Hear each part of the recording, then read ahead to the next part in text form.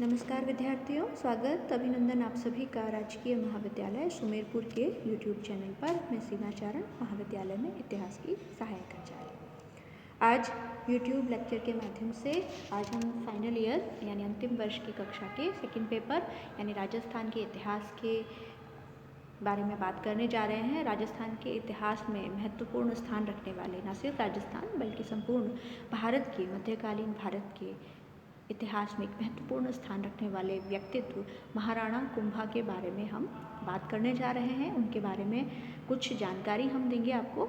तो महाराणा कुंभा जैसे विराट व्यक्तित्व के बारे में जानकारी देने से पहले मैं ये कहना चाहूँगी कि इनकी जो सैनिक उपलब्धियां हैं, सैनिक विजय हैं, अपने साम्राज्य को स्थायी करने की जो इनकी उपलब्धि है उसके बारे में बात करने से साथ साथ अगर हम इनकी सांस्कृतिक उपलब्धियों की, जैसे इन्होंने किले बनवाए, रणकपुर का मंदिर बनवाया, कितनी कितनी पुस्तकें लिखी, कितने विद्वानों को इन्होंने संरक्षण दिया, इसकी चर्चा अगर हम नहीं करेंगे तो कुंभा के व्यक्तित्व को हम पूरा छू नहीं सकेंगे। तो इस वीडियो को हम दो भागों में बांट रहे हैं। दूसरे भाग में कुंभा की सांस्कृतिक उपलब्धियों की हम बात करेंगे। महाराणा कुंभा जो है राणा मोक्कल के बड़े पुत्र थे। 1433 में वो जो है मेवाड़ के शासक बने। अब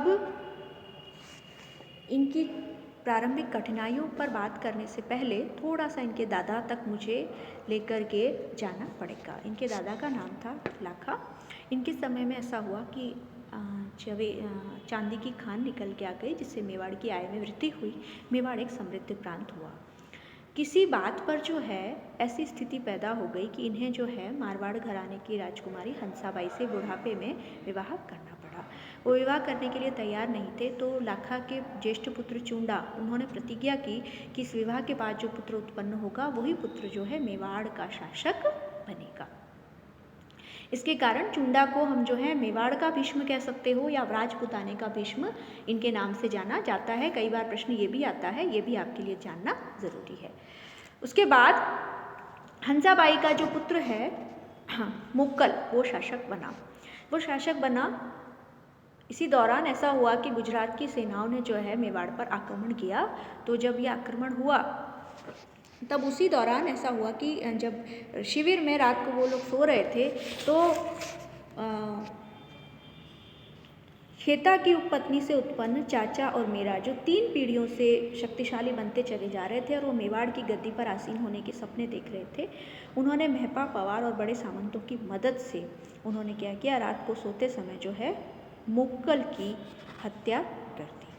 और इस तरह जब मोक्कल की हत्या हुई तब कुंभा जो है उम्र में बड़े ही कम थे और 1433 में कुंभा मेवाड़ के शासक बने। 1468 तक वो मेवाड़ के शासक रहते चले गए। तो कुंभा ने जो है इस दौरान जब उनके पिता की हत्या हुई तो शिविर से उनको बचा करके ले जा लिया गया। इस दौरान इनकी जो दादी थी हंसाबाई, जो कि मारवाड़ राजघराने की राजकुमारी थी, उन्होंने जो है कुंभा को शासक बनवाया और अपने जो भाई है रणमल, उनको जो है एक तरह से मेवाड़ की गद्दी के फैसले लेने के, क्योंकि कुंभा जो है अभी तक बालिग नहीं हुए थे, तो रणमल जो है उनको काफ़ी सारी शक्तियाँ उनके हाथ में दे दी। तो जब कुंभा शासक बने तो उनके लिए ज़रूरी था चाचा मीरा, जिन्होंने कि उनके पिता की हत्या की थी, उनसे बदला लिया जाए, और महपा पवार जिन्होंने की मदद की थी उससे, और साथ ही साथ जो रणमल का प्रभाव बढ़ता चला जा रहा था, जिसके कारण मारवाड़ और मेवाड़ के जो सामंत थे वो आपस में भिड़ते चले जा रहे थे, इन दोनों के बीच में बैलेंस बिठाना भी जो है उनकी जिम्मेदारी हो गई थी। मोक्कल की मृत्यु के बाद भी स्थिति ऐसी बनी रही थी कि रणमल ने जो है अपने प्रभाव को बढ़ाने के लिए मारवाड़ से अपने जो विश्वस्त अधिकारी हैं उनको बुलाना शुरू कर दिया, और शक्ति बनाए रखने के लिए रणमल को जो है हंसाबाई ने जो है चूंडा पर वो हमेशा संदेह की दृष्टि से देखती थी। हालांकि चूंडा ने भीष्म में प्रतिज्ञा ले रखी थी कि मेरे संतानें कभी भी मेवाड़ की गद्दी पर अपना दावा प्रस्तुत नहीं करेंगी, लेकिन फिर भी हंसाबाई के मन में चूंडा के प्रति हमेशा संदेह रहता था। उन्होंने चूंडा से शक्ति हटाना प्रारंभ किया और उसे और उसके भाई अज्जा को मजबूर किया कि वह मेवाड़ छोड़कर मांडू चले जाए। इसके अलावा मारवाड़ से जो है अपने भाई रणमल को बुलाया। मोक्कल की मृत्यु तक यही स्थिति बनी हुई थी। रणमल ने भी जो है अगर वो आता और अच्छे यहाँ के जो सरदार है उनसे सम्मानपूर्वक व्यवहार करता तो शायद उसके विरुद्ध असंतोष नहीं हो सकता। उसने चूंडा के एक भाई राघव देव, जो कि लोकल एकमात्र नेता बचा था महत्वपूर्ण, उसको मरवा दिया। इस घटना के बाद कुंभा को भी जो है रणमल के प्रति संदेह हो गया। तो जो मेवाड़ के सरदार थे उनमें रणमल के प्रति इतने संदेह हो गया कि उन्होंने क्या किया, रणमल की जो है हत्या जो है करवा दी। हालांकि इस हत्या में कुंभा का कहीं भी हाथ नहीं था, लेकिन रणमल का जो बढ़ता हुआ प्रभाव था वो यहीं से समाप्त हो गया। और रणमल का जो बेटा था जोधा, वो रातों रात शिविर से भाग गया और इस तरह से मेवाड़ और मारवाड़ के बीच में जो है एक तरह से लड़ाई की शुरू हो। अब रणमल के मारे जाने पर राणा के लिए ज़रूरी हो गया था कि रणमल के बेटे जोधा का कुछ समय तक तो मारवाड़ पर अधिकार नहीं हो। अगर पिता को मारा और इतनी जल्दी जाकर के वो अधिकार कर दे तो ये तो मेवाड़ की कमज़ोरी ही आप मान सकते हो। ऐसा करने से राठौड़ों की संगठित शक्ति, क्योंकि वो अब बदला ले सकते थे अपने पिता की हत्या का, जोधा ज़रूर अगर ताकतवर होगा तो कोशिश करेगा, इसलिए उसको ताकतवर नहीं बनने देने के लिए आवश्यक था कि मारवाड़ को कुछ समय के लिए कुचल दिया जाए। इसी अभिप्राय से अपने भाइयों और साथियों से जब जोधा भागा था तो उसका पीछा किया गया और बीकानेर से 10 मील दूर काहुनी गांव में उसे शरण लेनी लगी। अब चुंडा ने आकर मंडोवर यानी मंडोर पर कब्जा कर लिया और अपने पुत्र कुंतल, मांझा, सूबा और झाला विक्रमादित्य और हिंगलू अहाड़ा के हाथ में ये छोड़ दिया। जोधा ने मारवाड़ से दूर रहकर कई बार मंडोर लेने के प्रयत्न किए, परंतु हर बार मेवाड़ की सेनाओं के आगे उसे विफलता ही हाथ लगी, वो कब्जा नहीं कर पाया। आखिरकार दुखी होकर के उसने कोशिश की कि राणा के समर्थकों को आपस में फूट डालने के उसने प्रयास किए गए। इस अवधि में उसने रावत लूणा और हरबू सांखला की बड़ी मदद ली, जिनके कारण 1453 में मंडोर पर उसने अधिकार कर लिया। इस अरसे में राणा के कई आदमी भाटी बणवीर, राणा विसल देव, राव दूदा आदि मारे गए। इधर कुंभा भी जो है गुजरात और मालवा के अभियान में लगा हुआ था और चाहता था कि जोधपुर में उससे अच्छे संबंध बने रहे। और हंसाबाई, जिनका कि पीहर जोधपुर था, उनकी भी इच्छा थी कि मारवाड़ और मेवाड़ के बीच में संधि हो जाए। इन कारणों से मारवाड़ और मेवाड़ के बीच में आवल बावल की जो प्रख्यात संधि है कि जहाँ तक आप जो कहते हो अंग्रेज़ी बावलिए दिखाई देंगे वहाँ तक मारवाड़ की सीमा रहेगी, और आवल यानी जो पीले फूल आवल के पौधों पर लगते हैं वो जहाँ तक होंगे वो मेवाड़ के अधीन आएगा। इसके अलावा जोधा ने अपनी पुत्री श्रृंगार देवी का विवाह कुंभा के पुत्र रायमल के साथ कर दिया और इस तरह से मेवाड़ और मारवाड़ में जो 15 सालों तक संघर्ष चलता चला आ रहा था इस पर विराम लग गया और एक तरह से मारवाड़ को उसने अपना सहयोगी देश बना लिया। अब आ जाते हैं कुंभा के अपने पड़ोसी राज्य। मारवाड़ से तो आपने देख लिए एक स्थिर संबंध का किस तरह से विकास किया। अब आते हैं इसके पड़ोसी राज्य में। इसके जो कुंभा की प्रशस्तियां हैं इनमें विक्रम संवत 1517 में महाराणा की हाड़ौती विजय का उल्लेख है। बूंदी के शासक मेवाड़ के सामंत थे जो कि समय पाकर स्वतंत्र हो गए थे।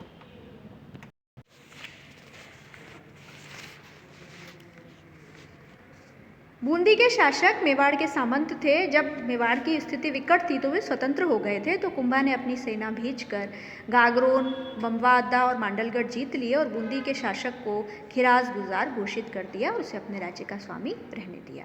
इस तरह से अपने सीमांत राज्य जो है उसको दोस्त बनाकर कुंभा ने अपनी व्यावहारिक नीति का परिचय दिया है। अब हम आ जाते हैं मेवाड़ और मांडू के रिश्तों पर। मालवा का जो शासन था, देखो मेवाड़ और मालवा की सीमाएं आपस में टकरा रही हैं। मेवाड़ के एक तरफ बाकी सारे राजपूताने के स्टेट हैं, उसके अलावा मालवा और गुजरात के राज्य जो हैं उसके सीमाओं से टकराते हैं। मेवाड़ के दोनों पार्श्वों को शक्ति को सुदृढ़ करने के बाद में उसकी कहते हैं कि उसका तो राज्य विस्तार की कोई भावना नहीं थी, पर गुजरात के शासकों की तुलना में और मालवा के शासकों की तुलना में अपनी शक्ति को उन्नत बनाने और अवसर पाने पर उनसे मुकाबला करने की कुंभा ने जो है क्षमता विकसित कर ली थी। महाराणा कुंभा ने पाई पहाड़ी भागों में भीलों को अपनी ओर मिला लिया और मालवा से टक्कर लेने की उसमें शक्ति पैदा हो गई। मेवाड़ और मालवा के बीच वाले भागों पर कई सारी अर्थस्वतंत्र जातियां थी, सामंत थी, जो कभी मालवा और कभी मेवाड़ से मिल जाते हैं। देखो सीमाएं इनकी निश्चित यहाँ नहीं दिखाई दे रही हैं। तो जिस तरफ मिल जाते उस तरफ वो उस साम्राज्य में आ जाता। इस स्थिति को समाप्त करने के लिए कुंभा जो है मालवा पर आक्रमण करने का बहाना चाहता था। इसी दौरान ऐसा हुआ, चाचा और मीरा के साथी महपा पवार जो कि कुंभा के पिता की हत्या के लिए दोषी थे, उन्होंने मांडू के सुल्तान में आश्रय पा लिया था। उनको लौटाने के लिए उसने खिलजी को पत्र लिखा, लेकिन महमूद खिलजी जो कि मालवा का शासक था, उसने उनको लौटाने से इनकार कर दिया। तो इसका उत्तर प्राप्त कर महाराणा ने सुल्तान पर हमला कर दिया। दोनों पक्षों में सारंगपुर नामक स्थान पर मुकाबला हुआ, जिसमें महमूद खिलजी परास्त हो गया। कुंभलगढ़ प्रशस्ति में लिखा गया है कि सारंगपुर में महाराणा ने कई मुसलमान स्त्रियों को बंदी बनाया और नगरों को जलाया। भागती हुई सेना का मांडू तक पीछा किया और मालवा के सुल्तान को बंदी बनाकर चित्तौड़ ले आया। इसी विजय के उपलक्ष्य में महाराणा ने अपने आराध्य देव विष्णु के लिए कीर्ति स्तंभ की स्थापना की थी। और ऐसा लिखा गया है प्रशस्ति में कि 6 महीने कैद रखने के बाद में महमूद को वापस लौटा दिया गया। कर्नल टॉड ने जो है महाराणा द्वारा महमूद को छोड़ना अदूरदर्शिता बताई है, लेकिन फिर भी हम अगर देखें कि वो मालवा के शासक को अपने अधीन ले लेता, पूरे मालवा को अपने साम्राज्य में सम्मिलित भी कर सकता था, लेकिन इतने बड़े साम्राज्य पर जिसमें इतने उसके विरोधी हों, इतनी दूरी हो, कब्जा बनाए रखना व्यावहारिक दृष्टि से सही नहीं था। और कुंभा का ये फैसला जो है उसकी दूरदर्शिता का, उसकी व्यावहारिकता का आप नतीजा कह सकते हैं। अब आते हैं उसके जो है मेवाड़ और गुजरात से संबंध पर। मांडू से जब मेवाड़ की लड़ाई चल रही थी, तब गुजरात से भी लड़ाई छिड़ने की संभावना बनती चली जा रही थी। गुजरात के कई सारे शासक जो हैं, 5 शासकों को कुंभा के साथ में मुकाबला करना पड़ा। कुंभा के टाइम 5 शासक आए। सबसे पहले हम आ जाते हैं पहली बार स्थिति कैसे हुई। 1456 में नागौर के स्वामी फिरोज खान के मरने पर उसका बेटा शम्स खान नागौर का स्वामी हुआ, लेकिन उसे हटाकर मुजाहिद खान जो है नागौर पर अधिकार कर लिया। शम्स खान ने कुंभा की मदद ली और नागौर का स्वामी बन गया। जैसे ही वो शासक बना, उसने राणा से संबंध विच्छेद कर दिए और शर्त रखी गई थी संबंधों की कि वो नागौर के किले की मरम्मत नहीं करेगा। लेकिन जब मरम्मत कर दी तो कुंभा ने जो है नागौर पर चढ़ाई कर दी और शम्स खान ने गुजरात के सुल्तान की मदद मांगी। उसकी सेनाएं आई, लेकिन उनकी हार हो गई और नागौर पर मेवाड़ का अधिकार स्थापित हो गया। गुजरात के सुल्तान कुतुबुद्दीन को अपनी सेना की हार की सूचना मिली तो वो स्वयं चित्तौड़ की तरफ चला, पर मार्ग में सिरोही के देवड़ा शासक ने उसे महाराणा से आबू दिलाने की प्रार्थना की। इस पर सुल्तान ने अपने सेनापति को आबू भेजा और स्वयं चित्तौड़ जाने के बजाय कुंभलगढ़ की तरफ निकल गया। लेकिन जब उसे पता चला कि उसकी सेनापति हार गया है तो समाचार पाकर गुजरात लौट गया। फरिश्ता लिखता है कि राणा से बहुत से रत्न रुपए मिलने पर सुल्तान लौटा था, लेकिन दूसरे जो है स्रोतों से इसकी पुष्टि कहीं भी नहीं होती है। अब एक आ जाते हैं चंपानेर की संधि के ऊपर। जब गुजरात का शासक कुंभलगढ़ से अहमदाबाद लौट रहा था तो उसी दौरान मांडू यानी मालवा के शासक महमूद खलजी का राजदूत ताज खान उससे मिलने पहुंचा और उसने कहा कि मांडू यानी मालवा और गुजरात की दोनों सेनाएं मिल करके अगर संयुक्त रूप से मेवाड़ पर हमला करें तो मेवाड़ का दक्षिणी भाग गुजरात में मिला लिया जाएगा और मेवाड़ का खास भाग और अहीरवाड़ा मालवा में सम्मिलित कर लिया जाएगा।